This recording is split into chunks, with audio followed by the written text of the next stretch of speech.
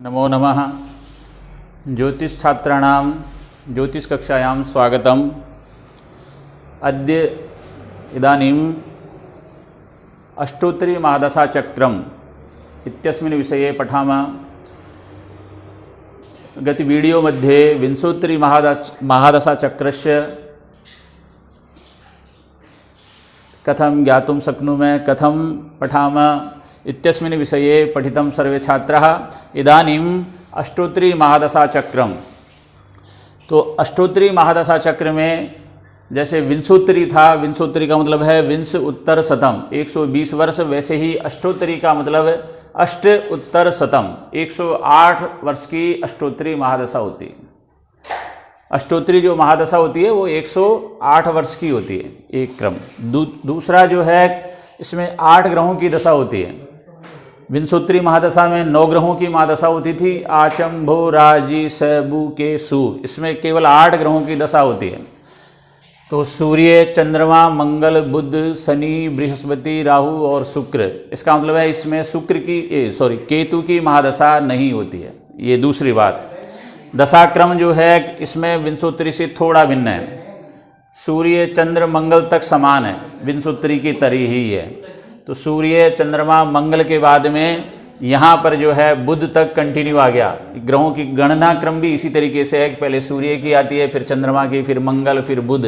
तो यहाँ तक लगातार ग्रहों का दशाक्रम इसी तरीके से होता है ग्रहों का क्रम में। उसके पश्चात बुध के पश्चात यहाँ आती है शनि की दशा, फिर बृहस्पति की, फिर राहु की, फिर शुक्र की दशा आती है। ये दशा वर्ष के पश्चात इनकी जो दशा वर्ष है, ये तो ग्रहों का क्रम हो गया। इसके पश्चात ग्रहों की दशाक्रम, कितने वर्ष की कौन सी ग्रह की महादशा होती है। तो यहाँ पर सूर्य की जो महादशा होती है वो 6 वर्ष की होगी। विंशोत्तरी में भी 6 वर्ष की ही होती थी। चंद्रमा की दशा वर्ष अष्टोत्तरी में 15 वर्ष की होती है। विंशोत्तरी में 10 वर्ष की होती थी, अष्टोत्तरी में 15 वर्ष की होगी। मंगल जो है वो 8 वर्ष की जो है दशा वर्ष, वहाँ उसमें 7 वर्ष की होती थी विंशोत्तरी में। अष्टोत्तरी दशा जो वर्ष है वो 8 वर्ष का होगा। बुध की दशा यहाँ भी 17 वर्ष की है, विंशोत्तरी में भी 17 वर्ष की ही होती है। शनि जो है वहाँ 19 वर्ष का होता था, यहाँ अष्टोत्तरी में 10 वर्ष उसको दशाक्रम में दिया है। दशा वर्ष जो है वो 10 वर्ष की है। बृहस्पति यहाँ पर 19 वर्ष की होती है, जहाँ पर विंशोत्तरी में 16 वर्ष की दी थी। यहाँ दशाक्रम जो अष्टोत्तरी के जो ज्योतिर्विद हैं उन्होंने सबसे पहले ऋषि महर्षियों ने इसकी दशा वर्ष को 19 वर्ष में बांटा है। राहु की जो दशा है वो 12 वर्ष की है, जबकि विंशोत्तरी में वो 18 वर्ष की होती थी। शुक्र की दशा वर्ष वहाँ विंशोत्तरी में 20 वर्ष की है, यहाँ 21 वर्ष की जो है शुक्र की महादशा होगी। तो इस तरीके से इनको सबका टोटल करेंगे तो ये 108 वर्ष की दशा होती है। इसीलिए इसका नाम अष्टोत्तरी महादशा चक्रम। अष्टोत्तरी का मतलब है अष्ट उत्तर शतम, 100 से अधिक 8, अर्थात 108 वर्ष की दशा होगी। इसका जो है क्रम थोड़ा भिन्न है, क्योंकि इसमें केवल 8 ग्रहों की दशा है। तो सारे नक्षत्र जो है इसमें आ जाएंगे। और किस तरीके से आएंगे, कहाँ से आएंगे कि एक बार इसमें जो है कंटिन्यू, विंशोत्तरी में तो चलता था इस तरीके से, कृतिकाम आरभ्य, कृतिका से कंटिन्यू इस तरीके से चलता था। फिर पुनः आवृत्ति इस तरीके से आती थी, फिर इस तरीके से आवृत्ति आती थी। यहाँ जो है आवृत्ति किस तरीके से आएगी, आर्द्रा नक्षत्र से नक्षत्रों की गणना होगी अष्टोत्तरी में।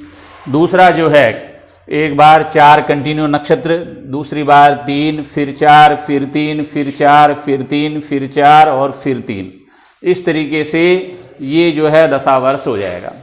यहाँ एक इसमें विशेष बात जो है देखने को मिल रही है कि यहाँ पर विंशोत्तरी में अभिजीत को गणना में नहीं लेते थे, यहाँ पर अभिजीत को भी गणना में लिया है। तो इस तरीके से आर्द्रा, पुनर्वसु, पुष्य और आश्लेषा, इनमें से किसी भी नक्षत्र में यदि बालक का जन्म होता है तो वो सूर्य की अष्टोत्तरी महादशा में बालक का जन्म कहलाएगा। आश्लेषा के पश्चात मघा, पूर्वा फाल्गुनी, उत्तरा फाल्गुनी, इसमें यदि बालक का जन्म है किसी भी नक्षत्र में तो वो चंद्रमा की दशा वर्ष हो जाएगी। और वो चंद्रमा की दशा वर्ष कितने वर्ष की होगी, 15 वर्ष की कहलाएगी। इसके पश्चात हस्त, चित्रा, स्वाति, विशाखा, इन चारों में से किसी भी नक्षत्र में बालक का जन्म है तो वो मंगल की दशा में बालक का जन्म कहलाएगा। इसके पश्चात अनुराधा, ज्येष्ठा और मूल, इनमें से किसी भी नक्षत्र में बालक का जन्म है तो वो बुध की महादशा में जन्म होगा अष्टोत्तरी में, और ये भी 17 वर्ष की होगी। पूर्वाषाढ़ा, उत्तराषाढ़ा, अभिजीत और श्रवण, ये जो 4 नक्षत्रों में से किसी में भी बालक का जन्म होता है तो वो शनि की महादशा में जन्म होगा। वो दशा वर्ष जो है विंशोत्तरी में जो है 19 वर्ष का होता था, यहाँ पर 10 वर्ष का अष्टोत्तरी में होता है। बृहस्पति की कैसे ज्ञात करेंगे कि यदि बालक का जन्म धनिष्ठा नक्षत्र मध्ये अथवा शतभिषा मध्ये अथवा पूर्वा भाद्रपद मध्ये यदि बालकस्य जन्म यदि भवति तर्हि बृहस्पति महादशायां बालकस्य जन्म भवति। अनन्तरम उत्तराभाद्रपद, रेवती, अश्विनी और भरणी एतेषु नक्षत्रेषु मध्ये यदि बालकस्य जन्म यदि भवति तर्हि राहु अष्टोत्तरी महादशायां राहु गृहस्य जन्म मध्ये। कृत्तिका, रोहिणी और मृगशिरा, इन तीनों नक्षत्रों में से किसी भी नक्षत्र में यदि बालक का जन्म होता है तो वो शुक्र की महादशा में जन्म कहलाएगा और ये 21 वर्ष की जो है दशा होगी। इसी तरीके से इसमें 2 बातें जो है बहुत आसानी से इस चार्ट को समझ सकते हैं। विंशोत्तरी का दशा क्रम क्या था? कृत्तिका आरभ्य एवं प्रकारेण आसीत्। कृत्तिका, रोहिणी, मृगशिरा, आर्द्रा, पुनर्वसु, पुष्या, श्लेषा, मघा, पूर्वा फाल्गुनी एवं प्रकार। यहाँ इस अष्टोत्तरी में बहुत सरल क्रम दिया हुआ है कि एक बार आर्द्राम आरभ्य, आर्द्रा नक्षत्र से प्रारंभ होकर के प्रथम जो है आवृत्ति आएगी 4 नक्षत्रों की, उसके पश्चात 3 की, फिर 4 की, फिर 3 की, फिर 4 की, फिर 3 की, फिर 4 की, फिर 3 की, यानी 4 ग्रहों में 4-4, तो 4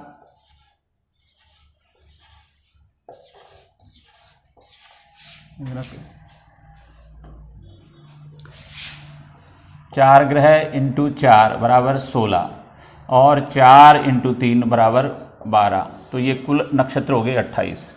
तो इस तरीके से इनकी आवृत्ति यानी कुल 28 नक्षत्र होते हैं। अभिजीतम विहाय सप्तविंशति नक्षत्राणि भवन्ति। विंशोत्तरी महादशायां सप्तविंशति नक्षत्राणां गणना मध्ये प्रयोगं कुर्मः। अष्टोत्तरी मध्ये अष्टाविंशति नक्षत्राणां गणना अभिजीतं योजयित्वा अभिजीतम अपि शनि दशायां बालकस्य जन्म भवति।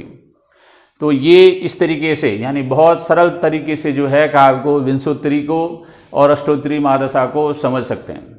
5 नंबर का आपका आएगा अष्टोत्तरी, विंशोत्तरी और योगिनी, तीनों दशाओं में से अगर बालक बहुत अच्छी तरीके से अभ्यास कर लेता है तो ये 5 नंबर आपको बहुत आसानी से प्राप्त हो जाएंगे।